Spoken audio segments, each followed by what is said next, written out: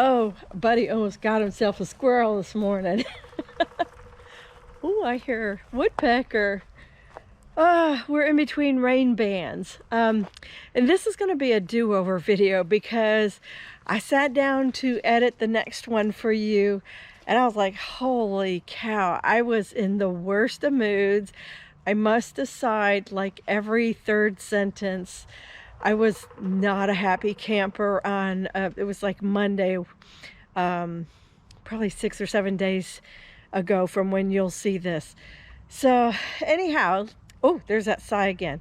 Let me tell you, I was just having a really bad Monday, and it was a Monday, typical Monday and everything like that. And I took the dog to the vets and had an argument with the staff there, and you know how little things can just get to you, right? And then like I came home, I was supposed to work in the corner garden over there, the Bermuda Triangle is what I call it.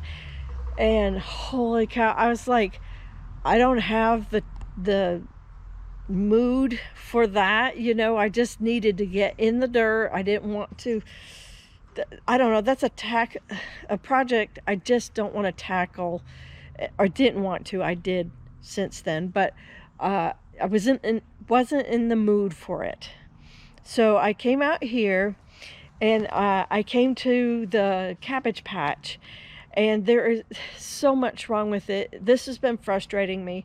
I'm losing cabbage after cabbage after cabbage. I have an aphid issue that's unbelievable.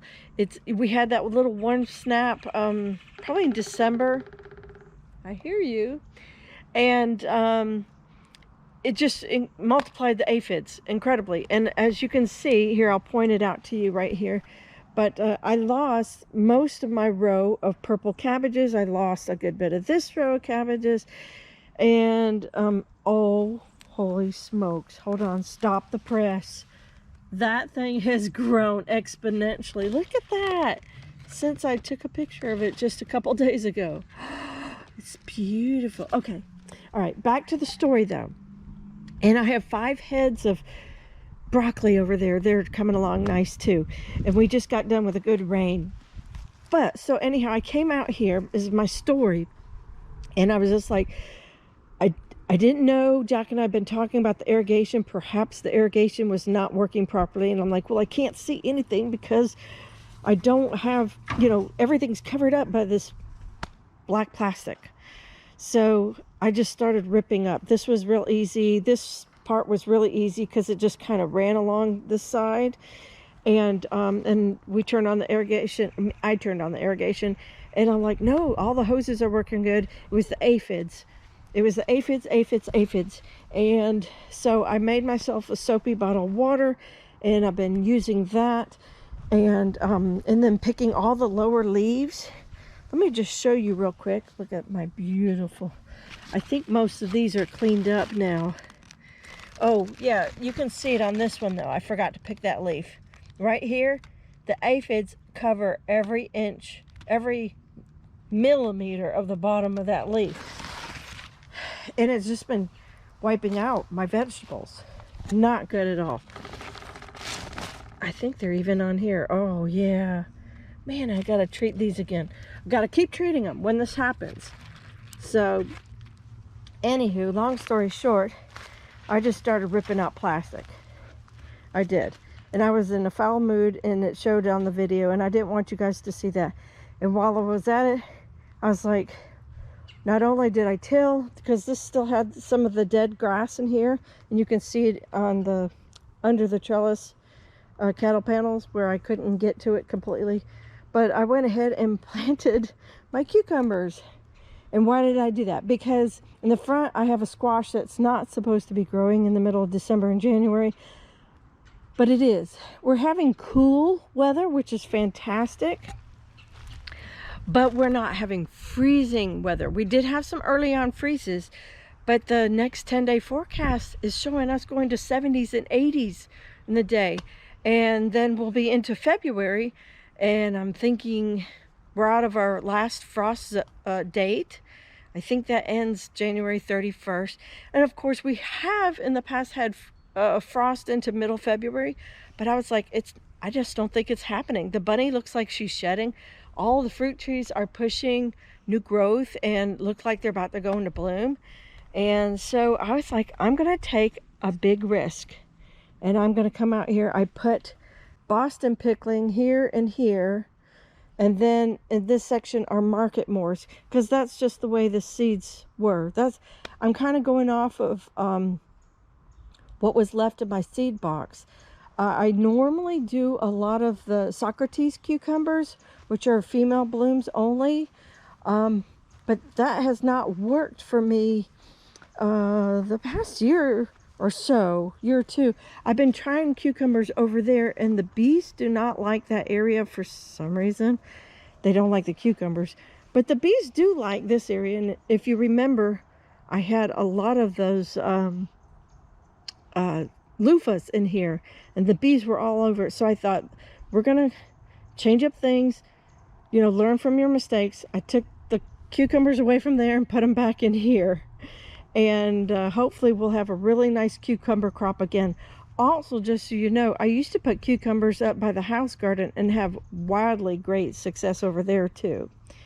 So, oh man, I moved off of this, but let's see, let's cut over to here. And I want to show you, look at that celery.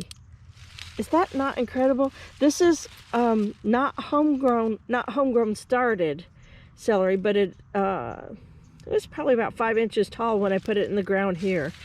And it is doing fantastic. As you can see, we're already picking off of it. Jack is not a big fan of whatever variety and the flavor on this.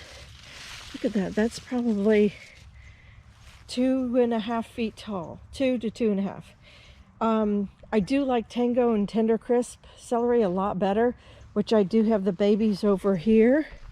But, you know, look, that's the best celery I have ever grown in my life. And partly, you know, I bought them already kind of grown up. Partly they're on irrigation, and partly they're just in a sunnier spot. So I think all those factors went to growing some of the best celery I've ever had. And I'm very tickled about that. And then I already have, buddy, what are you doing? Huh? I already have my next celery ready to go, and that's going to go in the garden probably Monday or so. I'm still finishing up some stuff on the inside, and all the May Queen's going to finally go to its home. It's looking fabulous. Very, very happy about that. You saw that in that seedling video. These were not seeded January 4th like the other babies. These were actually in the fall, probably December. These were probably October. But anyhow, you see how slow they are. I mean, and they may be root bound in there. But anyhow, we're going to get them in the ground for a spring crop of those. And I'm so much happier now with how this is going. I've treated, now I can consistently treat for bugs. I have blank spots now to go for when the new crops, I think in this little front spot for sure, I have designated this is going to be for squash and zucchini up front there. Really, really, really excited about that. And hopefully I'll have cucumbers before you know it. And I have obviously heads of cauliflower and broccoli coming, and celery. So I'm happier like this. And it really did take my bad mood and make it a lot better. I don't know what it is. I realize the commercial people put down black plastic, and they're very successful with what they do. But to me, and they probably use a lot more chemicals, but to me, I felt like it was, I don't know, maybe you know the science behind it, but I felt like the aphids were worse, and I didn't know if it was as a result of having all that plastic down. Like maybe beneficial bugs couldn't come up.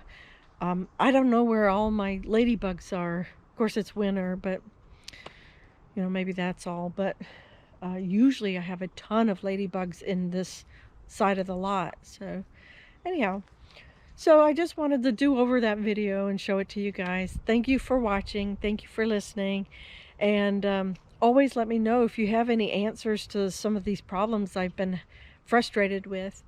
So take care, God bless, and I'll see you guys in the next one, which will be the Bermuda Triangle cleanup. Okay, bye.